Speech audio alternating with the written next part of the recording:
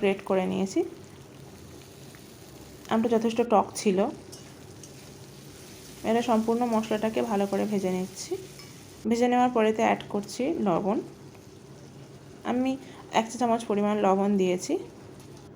আর দিয়ে দিচ্ছি হাফ চা চামচ পরিমাণ হলুদ গুঁড়ো, হাফ চামচ পরিমাণ লঙ্কা গুঁড়ো, 1 চা চামচ পরিমাণ চিনি। আপনারা প্রয়োজন মতো দেবেন। কেউ মিষ্টি কম খায়, কেউ বেশি খায়। টক মিষ্টি স্বাদ হবে এই তরকারিটার। এবার এটার মধ্যে আমি জল যোগ করে দিচ্ছি।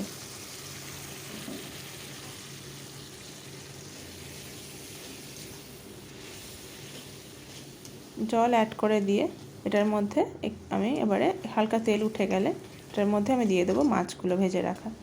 আমি মাছের কষা করি বা যাই করি না কেন, সময় আমি মাছটাকে চেষ্টা করি যে কষার মধ্যে মানে মশলার মধ্যে দিয়ে কষিয়ে নেওয়ার। আর এভাবে করলে কিন্তু মাছের মধ্যে অনেক বেশি টেস্টটা ঢোকে মশলার। আর এটা কি হয় যে হালকা হাতে করতে হয়, না তো ভেঙে যাবে মাছটা। আর যদি আমরা এভাবে করি দেখবেন আপনি টেস্ট করে যে এটা খুবই মজাদার লাগে। যাই হোক, এরপরে আমি জল যোগ করে দেবো। যে যেমন ঝোল খাবেন জল সেভাবে যোগ করবেন। টক মিষ্টি মিশে খুব সুন্দর একটা টেস্ট হবে, মাছটার মধ্যেও টেস্ট ঢুকবে এবং তরকারিটা খুবই টেস্টি হয়। আপনারা বানিয়ে খেয়ে দেখুন। যদি ভালো লাগে অবশ্যই কমেন্ট করবেন, আর ভালো লাগলে তবে লাইক করবেন রেসিপিটা। আর আমার পরবর্তী রেসিপি নিয়ে আসছি। এই ঝোলটা আপনারা গরম ভাতের সঙ্গে পরিবেশন করুন, দেখবেন খুব ভালো লাগবে খেতে।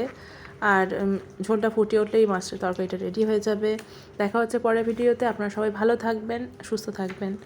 একটু দেরি হলেও আমি চেষ্টা করব খুব তাড়াতাড়ি নতুন নতুন মজার মজার ভিডিও নিয়ে আসার। আল্লাহ হাফেজ।